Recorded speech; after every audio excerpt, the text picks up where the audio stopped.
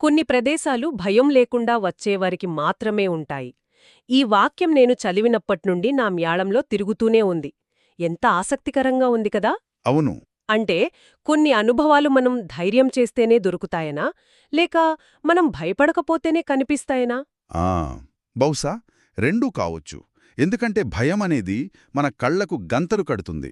నిజమే. మనం చూడగలిగేదాన్ని కూడా చూడనివ్వకుండా చేస్తుంది. ఈరోజు మనం మాట్లాడుకోబోయేది సరిగ్గా ఇలాంటి అనుభవాల గురించే. ఓహ్. మనం ప్లాన్ చేసుకుని ఒక మ్యాప్ పట్టుకుని వెళ్తే దొరికేవి కావు. అనుకోకుండా మన దారిలోకి వచ్చే అద్భుతాలన్నమాట. అవును. మన శ్రోత పంపిన సోర్సెస్లో క్షణిక నగరం యొక్క ఉదయం అనే సంకలనం నుంచి తీశారంట దీన్ని. కథ పేరు రాత్రి మాత్రమే కనిపించే నగరం. ఉమ్, పైకి చదవడానికి చాలా సింపుల్గా అనిపించింది నాకు, కానీ లోపలికి వెళ్లే కొద్దీ ఇది మన ప్రయాణాల గురించి, మన అన్వేషణల గురించి చాలా లోతైన ప్రశ్నలు అడుగుతోంది. సరిగ్గా. ఈ కథ యొక్క అందమంతే దాని సరళత్వంలోనే ఉంది.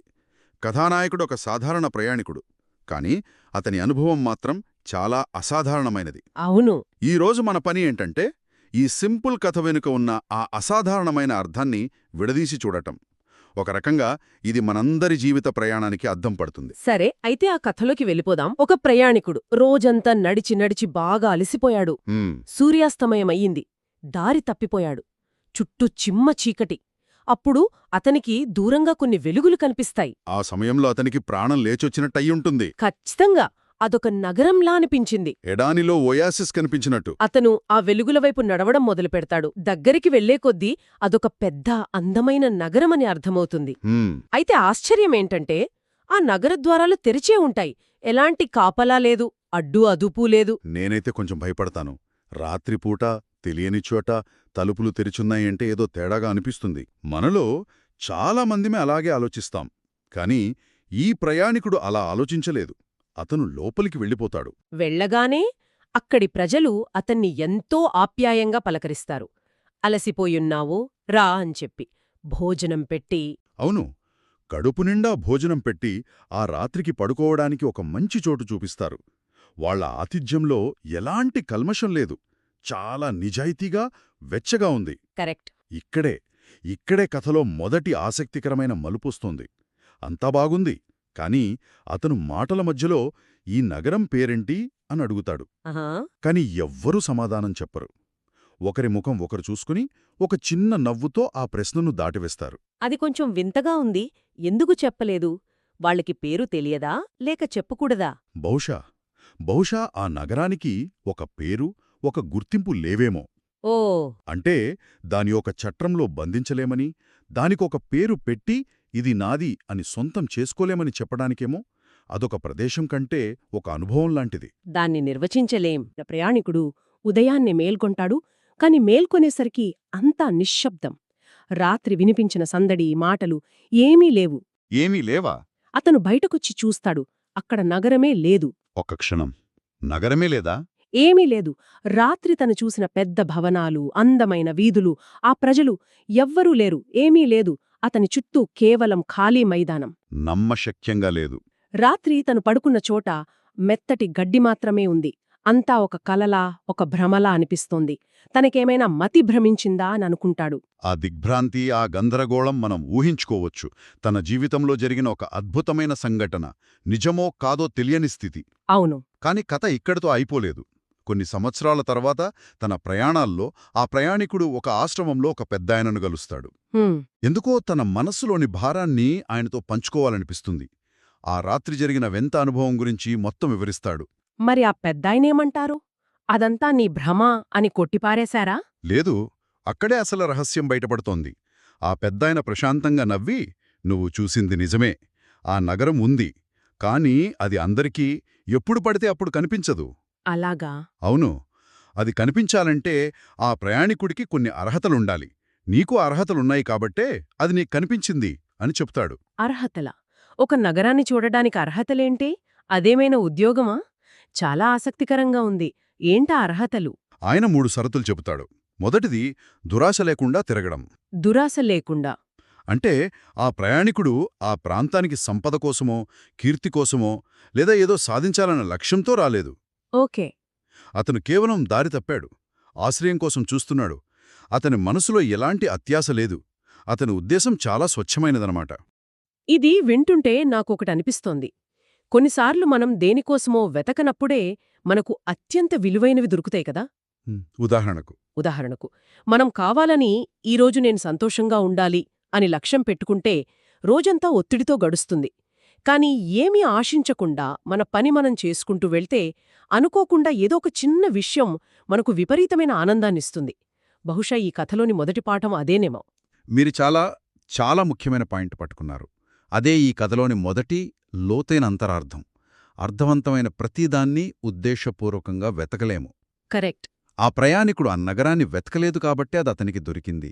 ఒకవేళ అతను రాత్రి మాత్రమే కనిపించే నగరం అని ఎక్కడో చదివి ఒక మ్యాప్ పట్టుకుని బయల్దేరుంటే అదతనికి ఎప్పటికీ కనిపించేది కాదు. అస్సలు కనిపించేది కాదు. ఎందుకంటే అప్పుడతని ప్రయాణంలో స్వచ్ఛత ఉండదు. ఒక లక్ష్యాన్ని చేరుకోవాలనే అత్యాశ ఉంటుంది. నిజమే. జీవితంలో కూడా ప్రేమ, స్నేహం ఇలాంటివి మనం వేటాడితే దొరికేవి కావు. అవి మన ప్రయాణంలో భాగంగా అనుకోని బహుమతులుగా వస్తాయి. సరే, ఇక రెండవ షరతు ఏంటి? రెండవది భయం లేకుండా ఉండటం. ఇందాక మీరే అన్నారు గదా, తలుపులు తెరిచి ఉంటే నేను భయపడతాను అని. అవును. మనలో చాలామందిమి అలాగే ఆలోచిస్తాం. తెలియని నగరంలోకి వెళ్తున్నప్పుడు దాని ద్వారాలు తెరిచి ఉండటం చూస్తే అనుమానిస్తాం. కాని ఆ ప్రయాణికుడు భయపడలేదు. అతను ఆ ఆహ్వానాన్ని నమ్మాడు. అవును, తెలియని దాన్ని స్వీకరించడానికి సిద్ధంగా ఉన్నాడు. అతనిలో భయం కంటే ఆశ్రయం దొరుకుతుందనే నమ్మకం ఎక్కువగా ఉంది. అంటే మన అంచనాలు, మన అనుమానాలే మనకు అడ్డుగోడలుగా నిలుస్తాయన్నమాట. ఇది కూడా నిజమే. మనమొక సినిమాకు వెళ్తాం. అందరూ అద్భుతంగా ఉందని చెప్పారని మన అంచనాలు ఆకాశంలో ఉంటాయి. తీరా చూస్తే మన అంచనాలకు తగ్గట్టు లేకపోతే నిరాశపడతాం. అదే ఎలాంటి అంచనాలు లేకుండా తెరిచిన మనసుతో వెళ్తే అందులోని చిన్న మంచి విషయాలు కూడా మనని ఆశ్చర్యపరుస్తాయి. Perfect analogy. అదో ఫెయిన్బౌ పాఠం. అంచనాలు అదృశ్యమైనప్పుడు అద్భుతం కనిపిస్తుంది. వావ్! ఆ ప్రయాణికుడికి ఆ రాత్రికి తలదాచుకోడానికి ఒక చోటు దొరికితే చాలు. అంతకుమించి పెద్ద అంచనా లేదు.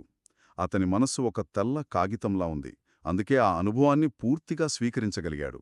మన అంచనాలే మన కళ్లకు గంతలు కడతాయి. సరిగ్గా మన ముందున్న అద్భుతాన్ని చూడకుండా అడ్డుపడతాయి. కాని ఒక సందేహం, దురాశ లేకుండా, భయం లేకుండా ఉండడం అందరికీ సాధ్యమేనా? ఈ రోజుల్లో మనమందరం లక్ష్యాలతో, కొన్నిసార్లు భయాలతోనే కదా బ్రతుకుతున్నాం. చాలా మంచి ప్రశ్న అడిగారు. అంటే మనకిలాంటి అద్భుతాలు కనిపించే అర్హతే లేదా? అలాగని కాదు. ఇక్కడ లక్ష్యాలు ఉండకూడదని కాదర్థం. లక్ష్యం ఉండాలి, కాని ఆ లక్ష్యం మాత్రమే మన ప్రపంచం కాకూడదు. అంటే ప్రయాణాన్ని కూడా ఆస్వాదించాలా? అవును. మన ప్లాన్కు భిన్నంగా ఏదైనా జరిగితే దాన్ని భయంతో కాకుండా ఒక కొత్త అవకాశంగా చూడగలగాలి. ఆ ప్రయాణికుడి లక్ష్యం సురక్షితంగా తన గమ్యం చేరుకోవడం. కాని దారి తప్పినప్పుడు అతను భయపడి వెనక్కి వెళ్ళిపోలేదు. మన మార్పును స్వీకరించాడు. స్వీకరించే గుణమే అతనికి ఆ నగరాన్ని చూపించింది. అర్థమైంది.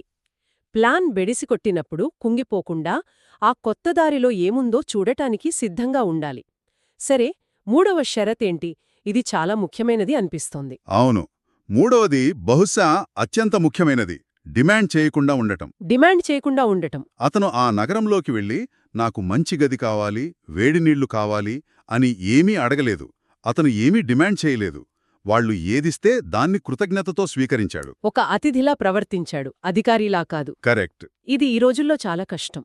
మనం ఎక్కడికి వెళ్ళినా మనం డబ్బులు కడుతున్నాం, మనకు ఈ సౌకర్యాలందాల్సిందే అనే మనస్తత్వంతో ఉంటాం. అవును, కాని అది ఒక వ్యాపార లావాదేవీ కాదు, అదొక అనుభవం.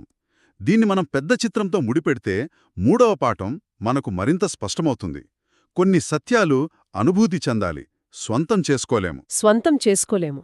ప్రయాణికుడు ఉదయాన్నే లేచినప్పుడు ఆ నగరం నుండి ఒక్క వస్తువును కూడా తనతో తీసుకురాలేకపోయాడు కదా.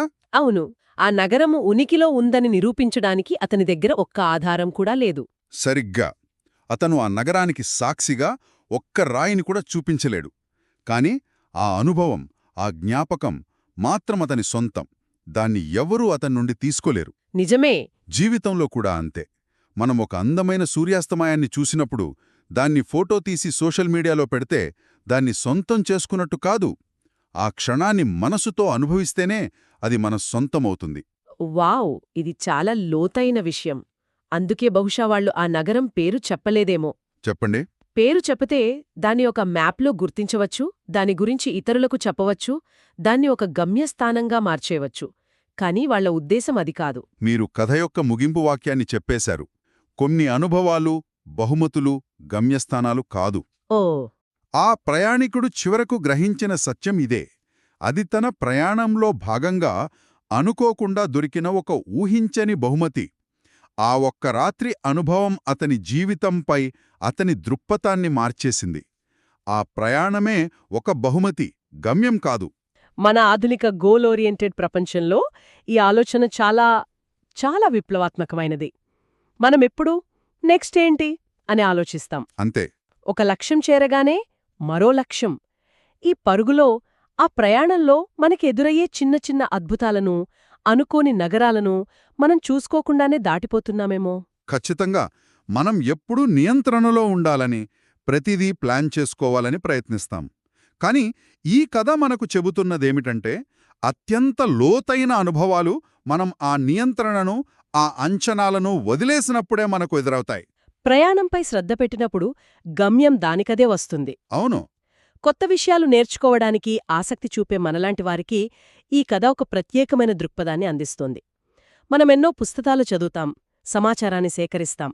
ఇదంతా మ్యాప్ పట్టుకొని జ్ఞానాన్ని వెతకడం లాంటిది. ఉమ్, కాని ఈ కథ మనకు గుర్తు చేసేది ఏమిటంటే, కొన్నిసార్లు అత్యంత ముఖ్యమైన జ్ఞానం వెతకడం ఆపి కేవలం అనుభూతి చెందడం ప్రారంభించినప్పుడే లభిస్తుంది. అవును.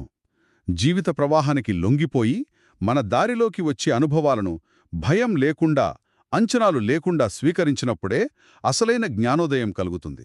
అది ఒక సంభాషణ కావచ్చు, ఒక అనుకోని ప్రయాణం కావచ్చు. లేదా దారి తప్పిపోవడం కూడా కావచ్చు. సరిగ్గా ఆ క్షణంలో పూర్తిగా జీవించినప్పుడు మనకు కనిపించాల్సిన నగరం అదే కనిపిస్తుంది. మొత్తం మీద ఈ చిన్న కథ మన జీవితాన్ని చూసే దృష్టిని మార్చే అంత శక్తివంతంగా ఉంది. నియంత్రణను వదిలేయడం, భయపడకుండా ఉండటం, అంచనాలు పెట్టుకోకపోవడం ఇవి చెప్పడానికి సులువైనా ఆచరించడం చాలా కష్టం. కష్టమే, కాని ప్రయత్నిస్తే మనక్కూడా అలాంటి అద్భుత నగరాలు కనిపించవచ్చేమో. హ్మ్, ముగింపుగా ఈ కథ మనందర్నీ ఆలోచింపజేసే ఒక ముఖ్యమైన ప్రశ్నను లేవనెత్తుతుంది. ఏమిటది? మన జీవితంలో మన లక్ష్యాల వెంట, మన అంచనాల వెంట మరీ గట్టిగా పరిగెడుతూ మనం చూడకుండా వదిలేస్తున్న అద్భుత నగరాలేమైనా ఉన్నాయా? మనం ఏ అంచనాలను వదిలేస్తే, ఏ భయాలను పక్కన పెడితే మనకు కూడా అలాంటి అద్భుతాలు కనిపించవచ్చు?